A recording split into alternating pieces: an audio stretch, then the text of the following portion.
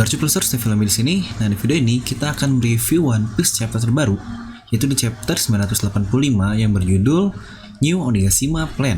Nah, mari tanpa basa-basi lagi, kita langsung saja. Wadaw.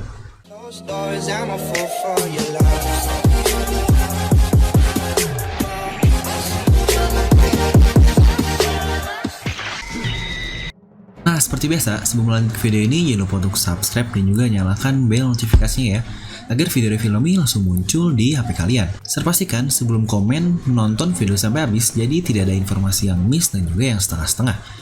Nah, kali ini kita akan bahas lagi One Piece chapter terbaru yang akhirnya rilis kembali setelah minggu lalu libur. Dan perlu diingat lagi bahwa minggu depan akan kembali libur karena libur dari majalahnya atau Weekly Shonen Jump. Nah, seperti biasa, kita akan mulai dari cover story terlebih dahulu. Nah, di mana cover ini menjadi cover dari majalah Shonen Jump-nya. Lalu, untuk color spread-nya diisi oleh trio Worst Generation, yang ada Law, Kid, dan juga Luffy. Di mana mereka semua sedang menaiki Buwong. Buwong apa tuh, man? Apakah ada foreshadow dari color spread ini yang bisa kalian lihat? Mungkin jika ada yang punya ilmu cocoklogi yang lebih, seperti kematian siapalah, mungkin kalian bisa langsung komen di bawah. Nah, kita akan masuk langsung ke chapter terbaru.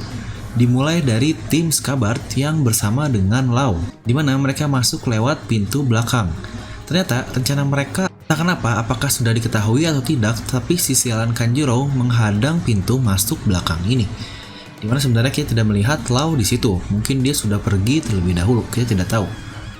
Dimana kita melihat Kanjuro, dia membawa para samurai dan beberapa anak buah Kaido untuk menghadang di pintu belakang ini. Kalian bisa perhatikan para samurai tanpa kepala ini, sepertinya ini adalah pasukan khusus yang digambar oleh Kanjuro. Dan ternyata pertarungan dengan sang pengkhianat ini, apakah akan diperlihatkan dengan secepat ini? Karena menurut saya, ini hanyalah clash biasa untuk melihatkan kekuatan dari para Scabard sih. Kanjuro udah paling pas memang melawan Kinemon, yang sepertinya akan bertemu juga di belakang sini. Lalu diceritakan juga Momonosuke sempat mencoba kabur dengan pisau yang dia lihat sebelumnya, dan dia pun menusuk Kanjuro. Itulah yang akhirnya membuat Kanjuro begitu marah dan menghajarnya hingga babak belur seperti itu.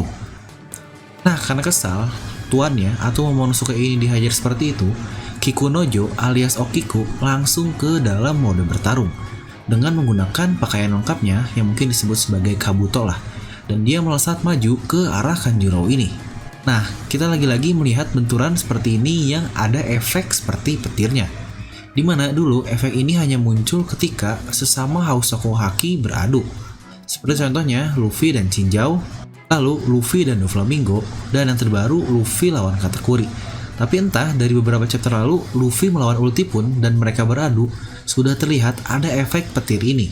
Dan sekarang Kanjuro versus Kiku. Sepertinya itu adalah efek benturan untuk Haki bertemu Haki ya. Dan di sini pun kita melihat Kanjuro sangat tenang sekali. Ya, memang sudah sangat yakin sih dia ini pasti sangatlah hebat. Nah, kalian juga bisa perhatikan bagian tubuh yang potong dari Inuarashi dan Nekomamushi ternyata masing-masing diganti oleh senjata. Untuk Nekomamushi, dia menggantinya dengan senjata seperti senjata pistol lah. Dan untuk Inuarashi, kakinya diganti dengan pedang. Jadi seperti Kinjishi no Shiki. Ya sebenarnya tidak perlu aneh-aneh sih, gak mungkin lah para Scabard ini kalah lawan kerocok-kerocok Kaido seperti itu. Dan panel pun berpindah ke Nami. Maksudnya Yamato. Kata-kata awalnya aja udah sangat kontroversial bos. Dia berkata, sebagai Kozuki Oden dan kau adalah adik dari S itu kepada Luffy, aku pikir kau pasti akan biarkanku menaiki kapalmu kan? Apakah dari sini saja sudah dapat terkonfirm bahwa Yamato ini sudah menjadi nakama selanjutnya, di mana Luffy pun tidak melihat ada penolakan di situ. Tapi Luffy hanya kesal karena Yamato ini masih mengaku-ngaku sebagai Kozuki Oden, dan dia pun memarahinya. Dan kita lihat juga muka Yamato ini ketika kesal, wah itu mirip Nami banget coy. Nah, di situ dikatakan dia tadinya ingin ikut bersama dengan S untuk pergi dari Wano Kuni. Namun dia sudah diberikan borgol tersebut yang akan meledak jika keluar dari Wano Kuni. Mungkin mirip dengan bom ledakan yang punya Tenryubito. Tapi mungkin untuk kasus ini dibuat oleh Queen, di mana ketika keluar dari lokasi tertentu dia akan meledak. Seperti borgol yang digunakan Luffy di Udon ketika dia keluar dari area sumo akan meledak seperti itu, lebih tepatnya keluar jarum sih.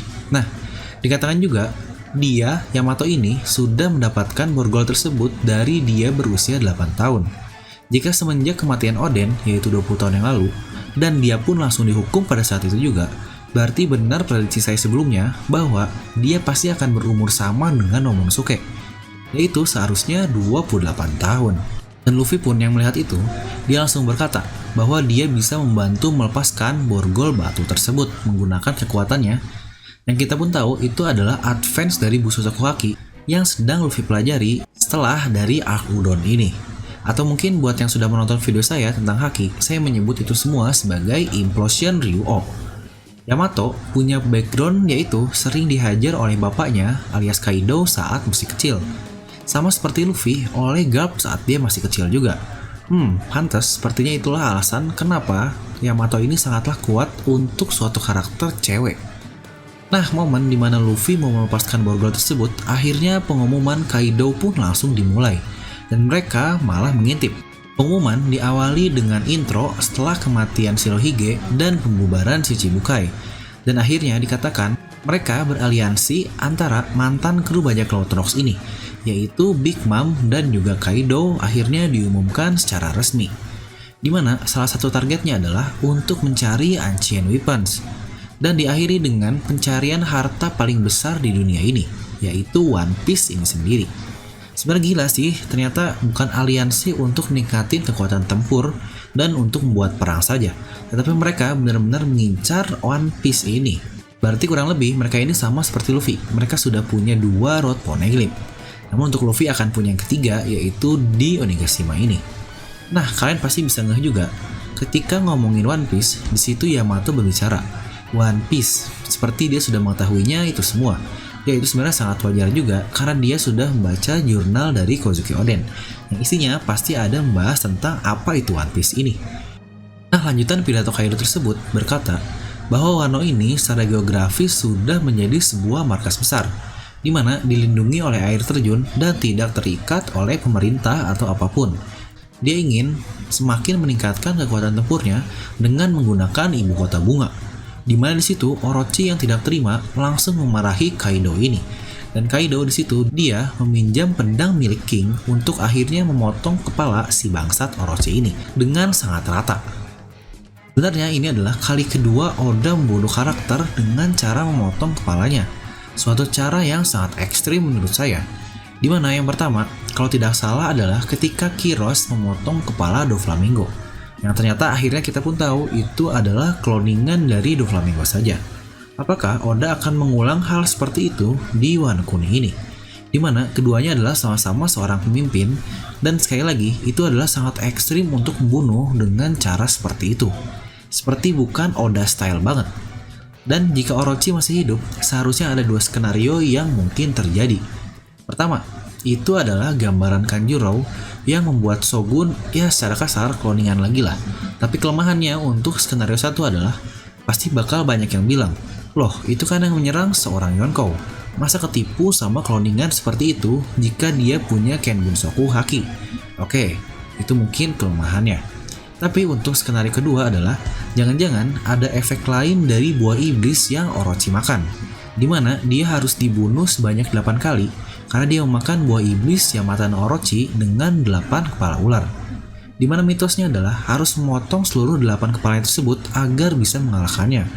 Walaupun saat itu, ya dia sedang dalam mode human sih, tetapi kita tidak tahu.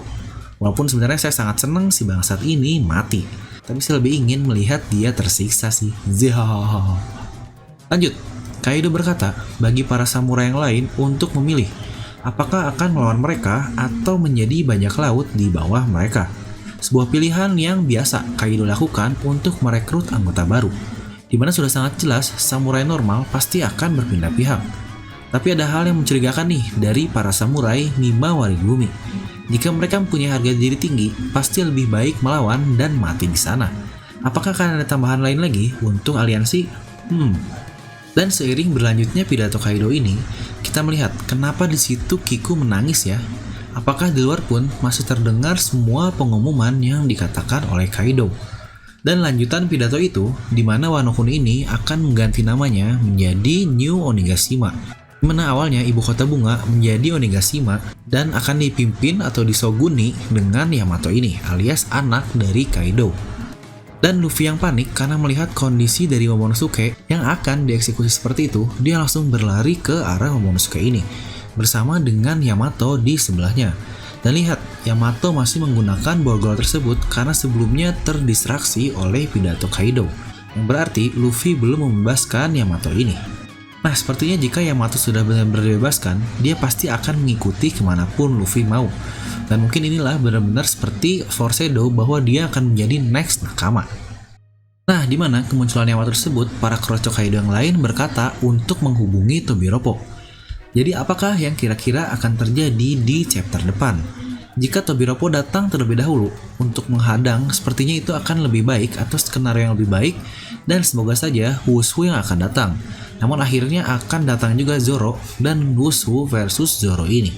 Tapi jika seperti itu, Luffy harus ke tengah banket atau dia harus melanjutkan untuk menyelamatkan Momonosuke dan berhadapan langsung dengan dua Yonko sekaligus, Big Mom dan juga Kaido. Sepertinya ini akan semakin epic saja. Dan overall ini chapter yang keren banget sih, dimana banyak kejadian tidak terduga, seperti akhirnya Orochi dibunuh oleh Kaido, lalu tujuan mereka adalah mencari One Piece dan yang lain-lain.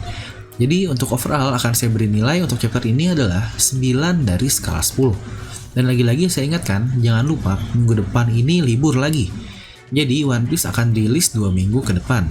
Untuk anime, minggu ini sepertinya ada, yaitu Zoro versus Killer.